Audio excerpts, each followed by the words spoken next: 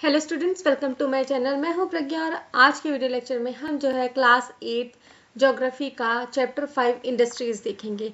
तो ये भी जो चैप्टर है थोड़ा सा बड़ा है, तो हम इसको दो पार्ट्स में कवर करेंगे। तो पार्ट 1 आज हम देखेंगे और पार्ट 2 नेक्स्ट वीडियो लेक्चर में देखेंगे। और इससे पहले के जो 4 चैप्टर्स है उसका एक्सप्लेनेशन, उसके क्वेश्चन आंसर्स भी हमने डिस्कस कर लिए हैं। अगर आपने वो वीडियोस नहीं देखे हैं तो आप चैनल में जाकर जो प्लेलिस्ट है वहाँ चेक कर सकते हैं, नहीं तो आप डिस्क्रिप्शन में भी जाकर प्लेलिस्ट का लिंक पा सकते हैं। तो चैप्टर स्टार्ट करेंगे। Have you ever given a thought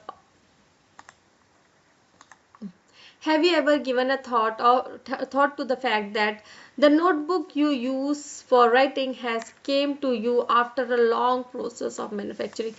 क्या आपने कभी सोचा है कि जो नोटबुक आप यूज़ करते हैं, जिस नोटबुक में हम लिखते हैं, जिस बुक पे हम पढ़ते हैं, उसको बनने में, उसको हमारे तक पहुंचने में बहुत लंबी प्रक्रिया का सामना करना पड़ता है। तो कैसे क्या होता है? तो it started its life as a part of tree. तो हमने जो है प्रीवियस जो हमारे चैप्टर्स का एक्सप्लेनेशन है उसमें हमने पढ़ा था कि जो पहाड़ों में जो कॉनिफरस ट्रीज वगैरह मिलते हैं, तो उनका जो लकड़ियां हैं वो सॉफ्ट होती है, तो उनसे क्या बनाया जाता है? पल्प, और पल्प से पेपर बनाया जाता है। तो it started its life as a part of tree. तो पहले एक ट्री रहता है। It was cut down and transported to the pulp mill. तो ये जो पेड़ हैं उनको काटा जाता है। काटने के बाद जो है उनको पल्प मिल में भेजा जाता है। जो पल्प मिल होता है वहां भेजा जाता है। There the wood of the trees are processed and converted into wood pulp. और यहाँ पे जो वुड की जो वुड है, जो पेड़ों की जो लकड़ियां हैं, उसे प्रोसेस किया जाता है और उसको कन्वर्ट किया जाता है वुड पल्प में। पल्प मतलब जैसे कि हम चीला वगैरह बनाते हैं तो उसका जो आटा होता है ना, घोल, उस तरीके का। The wood pulp was mixed with chemicals and finally change into paper by machines. अब ये जो वुड पल्प है इसको क्या है, केमिकल्स में मिक्स किया जाता है और फाइनली जो है पेपर में चेंज किया जाता है मशीन्स के द्वारा। This paper found its way to the press where ink made from chemicals was used to print the lines on the page. अब इसके बाद जो है ये जो पेपर है इसको कहाँ भेजा जाता है? अलग फैक्ट्रीज में भेजा जाता है जहाँ पे जो इंक है, जो प्रेस है, ठीक है, प्रिंटिंग प्रेस जो होता है, वहां से इंक जो केमिकल से बनता है उससे जो है प्रिंट किया जाता है लाइंस, जो आपके पेजेस में होता है। The pages were then bound in the form of notebook. और उसके बाद जो है पेजेस को बाउंड किया जाता है, मतलब बाइंडिंग किया जाता है, एक साथ लेके आया जाता है और किस में कन्वर्ट किया जाता है? नोटबुक में किया जाता है। Packed and send to the market for sale, finally it reaches your hand. तो वो जो पेजेस हैं उनको बाउंड करके, मतलब एक तरीके से बाइंड करके, जैसे कि आपकी नोटबुक दिखती है, फिर उनको पैक किया जाता है और मार्केट में सेल करने के लिए भेज दिया जाता है। तो इस तरीके से इतनी लंबी प्रोसेस के बाद जो है एक नोटबुक जो है आपके पास पहुंचती है। तो सेकेंडरी एक्टिविटीज क्या होती है? सेकेंडरी एक्टिविटीज और मैन्युफैक्चरिंग। सेकेंडरी एक्टिविटीज को और क्या बोलते हैं हम? मैन्युफैक्चरिंग भी बोलते हैं। तो हाँ, इससे पहले वाला चैप्टर वहाँ पे हमने प्राइमरी एक्टिविटीज़ के बारे में देखा, जो एग्रीकल्चर थी। एग्रीकल्चर का एक एग्जाम्पल है प्राइमरी एक्टिविटी का, उस एक्टिविटी के बारे में हमने देखा। इससे पहले जो है माइनिंग देखा हमने, तो माइनिंग भी प्राइमरी एक्टिविटीज़ के अंदर ही आ जाती है। सो यहाँ पे सेकेंडरी एक्टिविटीज़ में क्या किया जाता है? Raw materials into products. Raw material को किस में बनाया जाता है? प्रोडक्ट्स में कन्वर्ट किया जाता है, of more value to people. तो इससे जो है जो रॉ मटेरियल है उसकी वैल्यू भी बढ़ जाती है और वो हमारे लिए यूजफुल भी हो जाता है। As you have seen, pulp was change into paper and paper into notebook. तो यहाँ पे हमने देखा जो पल्प है उसको पेपर में कन्वर्ट किया गया, पेपर को है उसको नोटबुक में कन्वर्ट किया गया। तो this represent 2 stages of manufacturing process. तो इसमें 2 स्टेजेस है मैन्युफैक्चरिंग प्रोसेस की। पहला तो क्या है, जो हम वुड लेके आ रहे हैं उसको पल्प में चेंज किया जा रहा है, पल्प से पेपर में चेंज किया जाता है। नेक्स्ट स्टेज में क्या है, एक जो पेपर है उसको प्रिंट किया जाता है, उसमें लाइंस ड्रॉ की जाती है केमिकल्स जो इंक है उनके द्वारा, और उसके बाद फाइनली उनको नोटबुक में कन्वर्ट किया जाता है। तो इसमें 2 स्टेजेस जो है मैन्युफैक्चरिंग की वो बताए जा रहे हैं। The paper made from pulp and cloth made from cotton have had value added to them at each stage of manufacturing process। तो जो अभी हमने पेपर और पल्प की बात की, और वैसे ही कॉटन जो होता है उससे कपड़े बनाए जाते हैं, क्लोथ बनाया जाता है। तो इसमें एक एक स्टेज में जो है मैन्युफैक्चरिंग प्रोसेस जो है उसमें जो है क्या होती है, उसकी वैल्यू एड ऑन होती जाती है। जैसे कि अगर हम क्लॉथ मैन्युफैक्चरिंग प्रोसेस को देखें तो जो कॉटन है उससे क्लॉथ बनाया जाता है, कपड़ा बनाया जाता है। तो कपड़ा कॉटन से जब बनेगा, कॉटन वाइट कलर का होता है, अगर जब उससे कपड़ा बन रहा है तो क्या होगा, वो एक प्लेन कपड़ा होगा, ठीक है, प्लेन कपड़ा होगा, जो थ्रेड बनेगा उससे प्लेन कपड़ा होगा, तो उन पे जो कपड़े हैं उनमें प्रिंट्स किए जाएंगे या उनमें कलर किया जाएगा। उसके बाद जो है उसका कुछ जैसे कि आपका सलवार सूट हो गया या टॉप हो गया, जो भी है वो शर्ट है, वो चीज़ें बनेगी। तो अलग अलग स्टेजेस में जो है उसकी वैल्यू जो है बढ़ते जाती है अलग अलग मैन्युफैक्चरिंग प्रोसेस में। In this way the finished product has more value and utility than raw material that it is made from. तो यही बात बताई जा रही है, जो फिनिश प्रोडक्ट है, जैसे कि हम जो ड्रेस पहनते हैं, जो भी मतलब जैसे जो हम नोटबुक यूज़ कर रहे हैं, तो उसकी क्या है हमारे जीवन में वैल्यू ज़्यादा है, और यूटिलिटी मतलब उसका यूज़ हमारे जीवन में ज़्यादा है, ना कि रॉ मटेरियल का। अगर हमारे पास कॉटन है तो क्या कॉटन को हम वियर कर सकते हैं? नहीं कर सकते। तो उसकी वैल्यू तब बढ़ती है जब वो हमारे पास एक फिनिश प्रोडक्ट के तौर पर आता है। So industries refers to an economic activity that is concerned with production of good, extraction of minerals or provisions of services.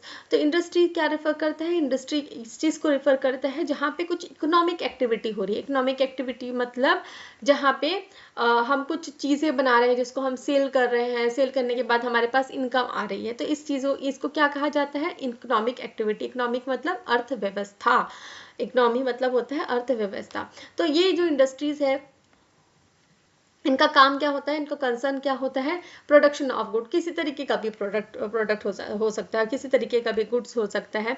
और क्या होता है इनका कंसर्न? Extraction of minerals. तो हमने जो रिसोर्सेज के बारे में लास्ट जो चैप्टर है उसमें बात की थी, तो वहाँ पे जो मिनरल्स का एक्सट्रैक्शन है, जैसे कि ओर तो हमारे पास आ गया, माइनिंग की ओर आ गया, फिर ओर के बाद क्या, उससे मिनरल्स निकालने का काम जो है वो इंडस्ट्रीज में होता है। जैसे कि आयरन ओर से हम आयरन निकालेंगे, ठीक है, तो ये एग्जाम्पल हो गया। और प्रोविजन ऑफ सर्विसेज, तो इसमें ये नहीं है कि हर बार जो है फिनिश प्रोडक्ट्स ही हो। जैसे कि हम अगर इंडस्ट्री बोले तो सॉफ्टवेयर इंडस्ट्री में कोई मतलब एक सॉफ्टवेयर इंडस्ट्री में कोई मतलब हम टचेबल कोई चीज़ नहीं बनाते हैं, लेकिन क्या है सॉफ्टवेयर इंडस्ट्री से हम मोबाइल के एप्लीकेशंस बनाते हैं, जो आप वेबसाइट्स वगैरह देखते हैं वो बनाते हैं, और बहुत सारे एप्लीकेशंस बनते हैं। तो यह यहाँ पे कोई हम गुड्स मैन्युफैक्चरिंग मतलब कोई एक फिजिकल चीज हम नहीं बना रहे हैं, that is software, that is मतलब सर्विसेज, हम सर्विसेज देंगे उससे लोगों को। तो इंडस्ट्रीज का ये काम होता है। So thus we have iron and steel industries. Iron and steel industry होता है तो जहाँ पे क्या होता है, जो आयरन है, आयरन ओर से आयरन एक्सट्रैक्ट करके आयरन बनाया जाता है और उसको फर्दर प्रोसेस करके स्टील बनाया जाता है। उसके बाद जो हो गया कोल इंडस्ट्री, कोल माइनिंग हो गया, जहाँ पे कोल का एक्सट्रैक्शन होता है, रॉ मटेरियल कोल का निकाला जाता है, उसके बाद जो है कोयले का एक्सट्रैक्शन होता है। उसके बाद टूरिज्म इंडस्ट्री, जैसे कि मैंने सॉफ्टवेयर इंडस्ट्री की बात की, वैसे ही टूरिज्म इंडस्ट्री भी क्या होता है, सर्विस प्रोवाइडर होता है, लेकिन पर्टिकुलरली वो इंडस्ट्री है, वो लोगों को सर्विस प्रोवाइड कर रहा है। वहाँ पे कोई प्रोडक्ट बन नहीं रहा है, लेकिन वो लोगों को सेवा दे रहे हैं, मतलब सेवा मीन्स उसके बदले पैसा भी ले रहे हैं, तो टूरिज्म इंडस्ट्री आ गया। अब हमको देखना है क्लासिफिकेशन ऑफ इंडस्ट्रीज, मतलब इंडस्ट्रीज के प्रकार क्या क्या है। तो इंडस्ट्रीज के प्रकार के भी कई प्रकार होते हैं। सो इंडस्ट्रीज कैन बी क्लासिफाइड, तो इंडस्ट्रीज को किस किस कैटेगरी में कैटेगराइज किया गया है? On the basis of raw material, तो इंडस्ट्रीज में यूज होने वाले रॉ मटेरियल के बेसिस में, इंडस्ट्री कितनी बड़ी है या छोटी है उसके बेसिस में, ओनरशिप, गवर्नमेंट का कोई इंडस्ट्री है मतलब गवर्नमेंट ने उस इंडस्ट्री को स्टैब्लिश किया है, किसी प्राइवेट फर्म ने उस इंडस्ट्री को स्टैब्लिश किया है, या गवर्नमेंट और पब्लिक मतलब गवर्नमेंट और किसी इंडिविजुअल ने मिलकर उसको स्टार्ट किया है। तो ऐसे कौन से सेक्टर्स हैं उनके बारे में हम जानेंगे। तो सबसे पहला है रॉ मटेरियल के बेसिस में, तो कौन सा रॉ मटेरियल इंडस्ट्री में यूज हो रहा है उसके बेसिस में।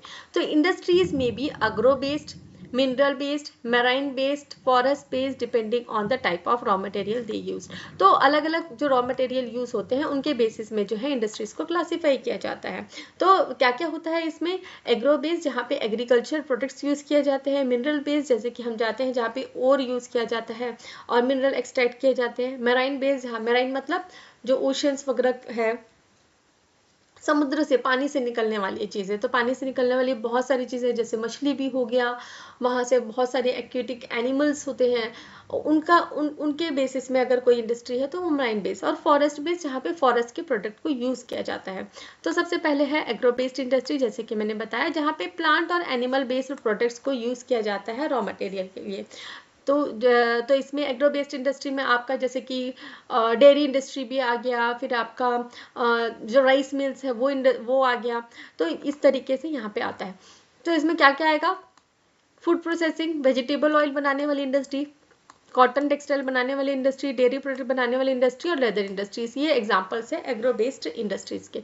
तो फूड प्रोसेसिंग जैसे कि राइस मिल की हमने बात की, वेजिटेबल ऑयल जहाँ पे तेल निकाला जाता है, कॉटन टेक्सटाइल जहाँ पे कॉटन से जो है कपड़े बनाए जाते हैं, डेयरी प्रोडक्ट्स की भी हमने बात की, तो डेयरी प्रोडक्ट्स बनाए जाते हैं जैसे कि मिल्क से मिल्क पाउडर बनाया जाता है, दूध लस्सी, जैसे वो यहाँ पे हमारे छत्तीसगढ़ में वचन का चलता है, तो वैसे ही लेदर इंडस्ट्री हो गई जहाँ से लेदर से जो है चीज़ें बनाई जाती हैं, जैसे कि जूते हो गया और आपके बैग्स हो गए।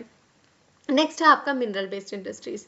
तो यहाँ पे जो है मिनरल ओर्स जो है रॉ मटेरियल, ऐसा रॉ मटेरियल यूज किया जाता है। The product of this industries fed other industries, और इनके जो प्रोडक्ट है, ये जो मिनरल बेस्ड इंडस्ट्री है, इनके जो प्रोडक्ट है वो अदर इंडस्ट्रीज को चलाते हैं। जैसे कि आयरन बनता है आयरन ओर से, तो ये एक इंडस्ट्रीज में बना, ठीक है, is the product of mineral based industry. तो आयरन जो है आयरन ओर से जो बना, तो आयरन जो है वो किसका फिनिश्ड प्रोडक्ट है, mineral based industry. Finished product मतलब जो प्रोडक्ट वो बनाते हैं। तो मिनरल बेस्ड इंडस्ट्री क्या बनाई है, आयरन बनाई है आयरन ओर से। तो this is used as raw material for manufacture of number of other products. और आयरन जो है रॉ मटेरियल, ऐसे रॉ मटेरियल यूज किया जाएगा बहुत सारे अलग जो प्रोडक्ट्स बनाने के लिए, जैसे कि हेवी मशीनरीज मतलब जो बड़े बड़े जो इंडस्ट्रीज में बड़े बड़े जो इक्विपमेंट्स लगते हैं उन्हें हेवी मशीनरीज कहा जाता है। तो हेवी मशीनरीज बनाने के लिए बिल्डिंग मटेरियल जैसे कि सरिया बनाते हैं, सरिया लगता है, दरवाजे बनते हैं लोहे के, और वैसे ही रेलवे कोचेस बनते हैं। नेक्स्ट आता है आपका मराइन बेस्ड इंडस्ट्री। तो marine based industry uses the product from the sea and oceans as raw material. तो सी और ओशियन से जो प्रोडक्ट आते हैं उनको ये रॉ मटेरियल यूज करते हैं। तो इंडस्ट्रीज प्रोसेसिंग सी फूड और manufacturing sea oil are example. तो इसके एग्जाम्पल क्या है, जो सी फूड को प्रोसेस करके बेचते हैं, या तो फिर जो फिश ऑयल है मैन्युफैक्चरिंग, जो फिश ऑयल का मैन्युफैक्चर करते हैं। फिश ऑयल देखा होगा अपने, येलो कलर का एक बहुत ही सुंदर सा जो टैबलेट आता है उसे फिश ऑयल टैबलेट कहा जाता है, फिश ऑयल कैप्सूल्स कहा जाता है। नेक्स्ट होता है आपका फॉरेस्ट बेस्ड इंडस्ट्रीज। तो फॉरेस्ट बेस्ड इंडस्ट्रीज क्या करेंगे, फॉरेस्ट प्रोड्यूस को रॉ मटेरियल के तौर पे यूज करेंगे। तो ये जो इंडस्ट्रीज है इनमें कौन से एग्जांपल्स है, आपका पल्प एंड पेपर मेकिंग वाला, फार्मास्यूटिकल्स मतलब जो दवाई बनाने वाली जो कंपनीज हैं, फर्नीचर और बिल्डिंग्स बनाने वाली कंपनी, ये फॉरेस्ट बेस्ड इंडस्ट्रीज है। नेक्स्ट हमको देखना है साइज, बड़े छोटे के आधार पर इंडस्ट्रीज के क्या प्रकार होते हैं। तो it refers to the amount of capital invested, number of people employed and volume of production. तो ये किसके ऊपर डिपेंड करता है, क्या रिफर करता है, जो इंडस्ट्रीज के साइज के ऊपर, जो कितना वहाँ पे पैसा लगाया गया है। कैपिटल इन्वेस्टेड मतलब उस इंडस्ट्री को खड़ा करने के लिए कितना वहाँ पे पैसा लगाया है, कितने लोग वहाँ पे काम करते हैं, और कितना प्रोडक्शन होता है, जो चीज़ें वहाँ पे बनती है एक दिन में कितना बनता है, इन चीज़ों पे डिपेंड करता है इंडस्ट्री का साइज। तो based on size industries can be classified at small scale and larger scale. तो साइज के बेसिस में इंडस्ट्री को दो भागों में बांटा गया है। तो पहला होता है स्मॉल स्केल इंडस्ट्री और सेकंड होता है लार्ज स्केल इंडस्ट्री। तो कॉटेज और हाउस होल्ड इंडस्ट्री। कॉटेज का मतलब ही होता है एक छोटा सा ग्रामीण में जो छोटा सा घर, जो मतलब अबंडेंट है, मतलब वहाँ कोई रहता नहीं, उसे कॉटेज कहा जाता है।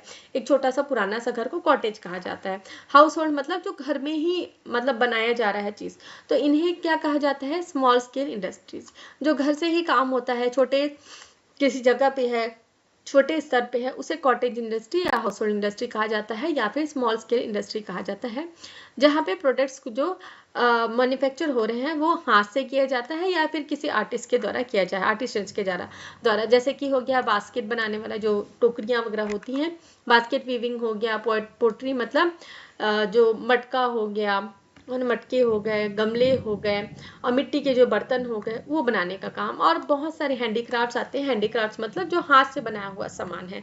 ये एग्जांपल्स है कॉटेज इंडस्ट्री के। तो small scale industries use less amount of capital and technology as compare to large scale industries that produce large volume of product. तो स्मॉल स्केल इंडस्ट्रीज में जो है कैपिटल मतलब पैसे भी कम लगाया जाता है, वहाँ पे रॉ मटेरियल भी कम आता है, तो वैसे ही प्रोडक्शन भी बहुत कम होता है। प्रोडक्शन मतलब जितना सामान पर डे में बन रहा है वो कम होता है as compare to large scale industries. और लार्ज स्केल इंडस्ट्रीज में बड़े बड़े मशीन्स लगे हुए होते हैं। मशीन से लेबर मतलब इंसानों से नहीं बनवाया जाता, हाथ से चीज़ें नहीं बनाई जाती, मशीन्स होते हैं, मशीन से प्रोसेस होता है, मशीन से हर चीज़ होता है। मशीन को ऑपरेट भले ह्यूमन बींग्स करते हैं, लेकिन सारा काम जो है मशीन से होता है। इन्वेस्टमेंट भी ज़्यादा होता है, investment capital is higher and technology used is superior in large scale industry, और जो भी टेक्नोलॉजी यूज़ की जाती है वो ज़्यादा अच्छी होती है लार्ज स्केल इंडस्ट्रीज में।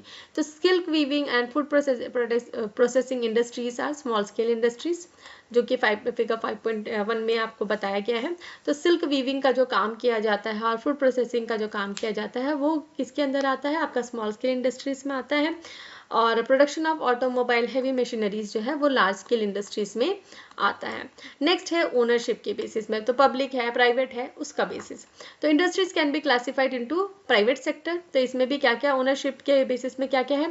फर्स्ट है आपका प्राइवेट सेक्टर, सेकंड है स्टेट ओन और पब्लिक सेक्टर, या तो फिर स्टेट ओन या पब्लिक सेक्टर। स्टेट ओन मतलब जो गवर्नमेंट सेक्टर है उसके बारे में बात की जा रही है। जॉइंट सेक्टर जहाँ पे प्राइवेट और पब्लिक सेक्टर साथ मिलकर काम करते हैं, या फिर कोऑपरेटिव सेक्टर। कोऑपरेटिव सेक्टर का मतलब होता है जहाँ पे जो वर्कर्स हैं, जो वहाँ पे काम करने वाले हैं, वो एक कम्युनिटी बनाते हैं अपने ओनर के साथ में, और उसके साथ एक कोऑपरेटिव सोसाइटी बनती है जो किसी इंडस्ट्रीज को चलाती है। तो private sector industries are owned and operated by individuals और ग्रुप ऑफ इंडिविजुअल। तो प्राइवेट सेक्टर में क्या होता है, या तो कोई पर्टिकुलर इंडिविजुअल है, मतलब एक अकेला व्यक्ति है, या फिर ग्रुप है जैसे कि हमारा मतलब कोई किसी मतलब 2-4 लोगों का ग्रुप है और वो मिलके किसी इंडस्ट्री को चला रहे हैं। तो पब्लिक सेक्टर में क्या होता है, public sector industries are owned and operated by government. तो पब्लिक सेक्टर जो है पर्टिकुलरली पूरा तरीके से गवर्नमेंट के अंडर में होता है, जैसे कि एग्जांपल यहाँ दिया गया है Hindustan aeronautical limited and steel authority of India. तो ये क्या है, पब्लिक सेक्टर के अंदर आते हैं, मतलब गवर्नमेंट इसको मेंटेन करता है। नेक्स्ट होता है जॉइंट सेक्टर इंडस्ट्रीज, तो यहाँ पे क्या है, owned and operated by state and individual और ग्रुप ऑफ इंडिविजुअल। तो इसमें दोनों साथ मिलके, प्राइवेट सेक्टर और जब पब्लिक सेक्टर साथ में मिलके काम करते हैं तो इसे जॉइंट सेक्टर कहा जाता है, जैसे कि मारुति उद्योग लिमिटेड जो है जॉइंट सेक्टर इंडस्ट्री है। नेक्स्ट आपका आता है cooperative sector. Cooperative sector industries are owned and operated by producers or suppliers of raw material, workers और both।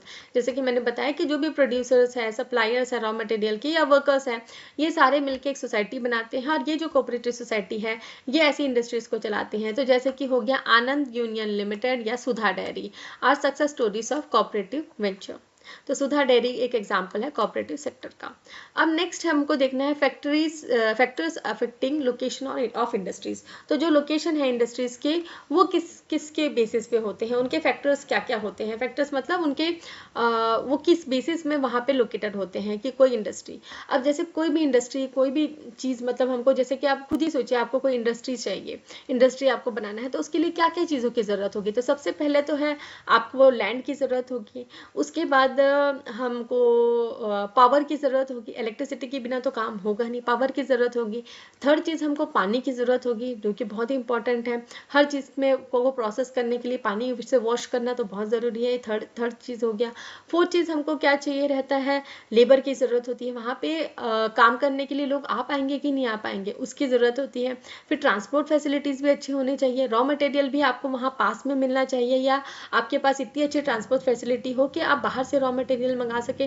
तो ये बहुत सारे फैक्टर्स होते हैं जो कि लोकेशन जो है इंडस्ट्री का उसको डिफाइन करते हैं। तो डिटेल में हम देखेंगे the factors affecting the location of industries are. तो क्या क्या फैक्टर्स है, सबसे पहला है अवेलेबिलिटी ऑफ रॉ मटेरियल। तो जिस लोकेशन में इंडस्ट्री होती है वो उस लोकेशन में होती है जहाँ पे रॉ मटेरियल मिल सके।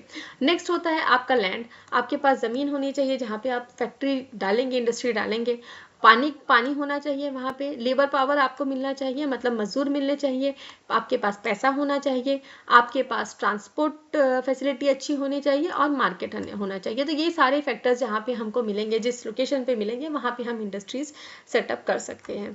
तो industries are situated where some or all of these factors are easily available. तो इंडस्ट्रीज वहाँ पे होती हैं जहाँ पे इनमें से जो फैक्टर्स हैं वो ज़्यादातर अवेलेबल हो। सारे जैसे अवेलेबिलिटी नहीं है तो हम कुछ जुगाड़ कर सकते हैं, लेकिन इसमें से मैक्सिमम फैक्टर्स हमको इजीली अवेलेबल होना चाहिए। जैसे कि रॉ मटेरियल की हमने बात की, अगर आपको वहीं उसी लोकेशन पे रॉ मटेरियल नहीं मिल रहा है, तो अगर आपके पास ट्रांसपोर्ट फैसिलिटी अच्छी है तो आप रॉ मटेरियल को बाहर से मंगवा सकते हैं। अगर आपके पास अच्छा जैसे कि आप अब लैंड नहीं है तो बिना लैंड के तो काम नहीं होगा, तो ये फैक्टर्स तो बहुत इंपॉर्टेंट है, तो इसका कोई रिप्लेसमेंट नहीं है। वाटर का आप कितने कहाँ से बाहर से पानी मंगवाएंगे, तो ये भी बहुत इंपॉर्टेंट फैक्टर है। तो कुछ फैक्टर्स को हम स्किप कर सकते हैं, लेकिन मोस्टली जो फैक्टर्स है वो बहुत इंपॉर्टेंट है एक इंडस्ट्री, एक फैक्ट्री के establishment के लिए। So sometimes the government provide incentives like subsidized power, lower transport cost and other infrastructure so that the industries may be located in the backward areas। और कभी कभी जो है गवर्नमेंट जो है कुछ इंसेंटिव्स प्रोवाइड करते हैं। इंसेंटिव्स मतलब कुछ इंसेंटिव मतलब होता है कि कुछ आपको प्रोत्साहन प्रोवाइड करेंगे। प्रोत्साहन कैसे होगा, जैसे कि आपको जो पावर है, जो आपके जो इंडस्ट्री आप लगा रहे हैं वहाँ पे जो इलेक्ट्रिसिटी आएगा उसमें कुछ सब्सिडी प्रोवाइड कर देगी। सब्सिडी मतलब छूट प्रोवाइड कर देगी, आपको ट्रांसपोर्ट कॉस्ट में थोड़ा सा छूट दे देगी। तो और कब होगा ये सब चीज़ें आपको कब मिलेगी, जब आप कोई इंडस्ट्री सेटअप कर रहे हैं बैकवर्ड एरियाज में। बैकवर्ड एरिया वहाँ पे जहाँ पे कोई इंडस्ट्री नहीं थी और वहाँ पे इंडस्ट्री सेटअप होने से लोगों को वहाँ रोजगार मिलेगा, तो ऐसे जगह पे। तो industrialization often leads to development and growth of town and cities. तो इंडस्ट्रियलाइजेशन जहाँ पे होता है, जहाँ पे इंडस्ट्रीज एस्टेब्लिश होती है, वहाँ पे उस लोकेशन में बहुत ही ज़्यादा डेवलपमेंट होने चालू हो जाता है, ग्रोथ होना चालू हो जाता है, टाउन्स एंड सिटीज़ जो है वेल एस्टेब्लिश हो जाती हैं। जैसे कि अब जब भाई कहीं पे इंडस्ट्रीज एस्टेब्लिश हुई तो वहाँ काम करने के लिए लोग आएंगे, तो वो लोग वहाँ पे बसेंगे, रहेंगे, तो वहाँ पे फिर दुकानें खुलेंगी, बाजार लगेगा। तो इस तरीके से जो है इंडस्ट्रीज जो है हमेशा ग्रोथ और डेवलपमेंट को के इक्वल होती है। जहाँ पे इंडस्ट्रीज है वहाँ पे ग्रोथ और डेवलपमेंट होगा। तो यहाँ पे लोकलाइजेशन फैक्टर्स जो है इंडस्ट्री का उसे बताया गया है। तो क्या क्या है, transport, land, power, raw material, labour, capital, market, जिसकी बात अभी हमने कर ली है। नेक्स्ट आपका है इंडस्ट्रियल सिस्टम। तो इंडस्ट्री का सिस्टम क्या होता है, कैसे जो प्रोडक्ट है उसको मैन्युफैक्चर किया जाता है। And industrial system consist of inputs, process and output. तो क्या होता है इंडस्ट्रियल सिस्टम, जहाँ पे इनपुट रहता है, ठीक है, हम रॉ मटेरियल लेके आएंगे, उसको प्रोसेस करेंगे और आउटपुट क्या हो गया, जो आपका फिनिश प्रोडक्ट जो है वो बनेगा वो हो गया। तो इनपुट क्या होते हैं आपके, रॉ मटेरियल हो गया, लेबर हो गया, कॉस्ट ऑफ लैंड हो गया, ट्रांसपोर्ट हो गया, पावर हो गया, अदर इंफ्रास्ट्रक्चर। तो ये आपका इनपुट के अंदर आ जाता है। तो क्या क्या आया, सबसे पहले आपने जमीन खरीदी, ठीक है, जमीन खरीदी, वहाँ पे क्या किया आपने, इंफ्रास्ट्रक्चर बिल्ड किया, फिर आपने रॉ मटेरियल मंगवाया, रॉ मटेरियल के साथ साथ जो है आपने मजदूर रखे, मजदूर ने उन प्रोडक्ट को रॉ मटेरियल जो है ट्रांसपोर्ट से आया, फिर लेबर्स जो है उन पर काम किया, पावर यूज़ किया। तो इस तरीके से इंडस्ट्री का सिस्टम होता है।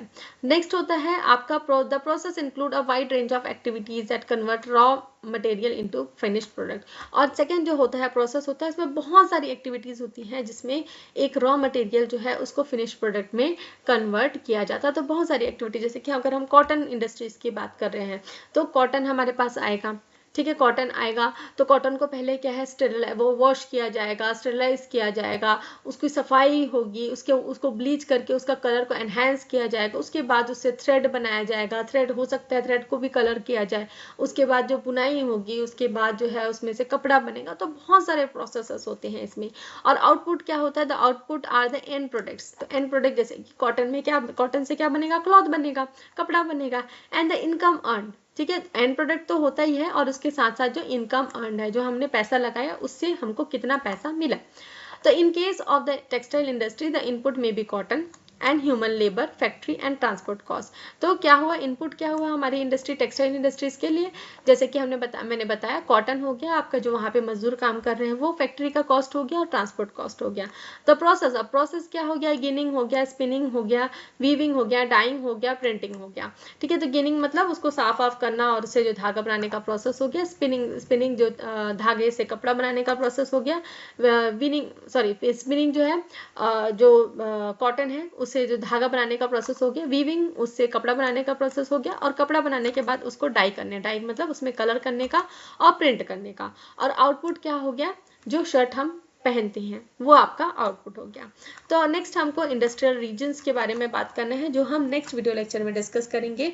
और बहुत सारे इंडस्ट्रियल रीजन्स के बारे में हम बात करेंगे। तो विश्व में कहाँ कहाँ पे इंडस्ट्रियल रीजन्स हैं उन सब के बारे में बात करेंगे। कुछ स्टार्स हम केस स्टडी देखेंगे इंडस्ट्रियल डिजास्टर के रूप में, और कहाँ कहाँ पे मेजर इंडस्ट्रीज हैं उनके बारे में हम देखेंगे। तो ये हम नेक्स्ट वीडियो लेक्चर में कवर करेंगे। तो मैं आशा करती हूँ कि आपको ये वीडियो लेक्चर आज का जो है समझ में आया होगा। अगर आपको समझ में आया है तो वीडियो को लाइक शेयर करें, कमेंट करके बताएं कि वीडियो कैसा लगा। और अगर मेरे चैनल के वीडियोस आपको पसंद आते हैं तो चैनल को सब्सक्राइब कर लीजिए, बेल नोटिफिकेशन को भी ऑन कर लीजिए ताकि जब भी मैं नई वीडियोस डालूँ तो आपको नोटिफिकेशन मिल सके। अगर आप चाहते हैं कि आपको कोई भी टॉपिक समझ में नहीं आ रहा है और उस टॉपिक में मैं वीडियो बनाऊँ तो मैं एक्सक्लूसिवली उस टॉपिक में वीडियो बनाऊँगी, तो आप वो भी कमेंट करके मुझे बता सकते हैं। Thanks for watching.